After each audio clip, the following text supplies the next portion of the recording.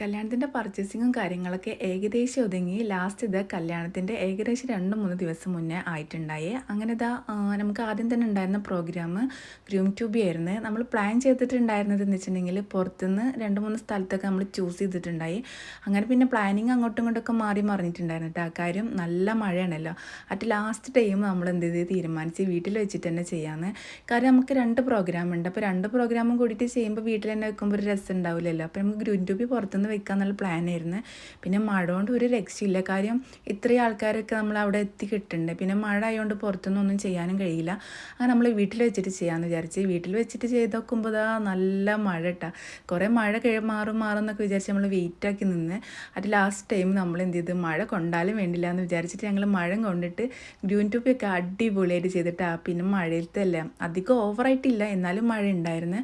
അപ്പോൾ നമ്മളതൊക്കെ അടിപൊളിയായിട്ട് എൻജോയ് ചെയ്തിട്ട് ഗ്രൂം ടു ബി ഒക്കെ അവസാനിച്ച്. ഇതിൻ്റെ ഫുൾ വീഡിയോ ഒക്കെ ആയിട്ട് ഞാൻ എൻ്റെ ചാനൽ ഇടുന്നുണ്ട്.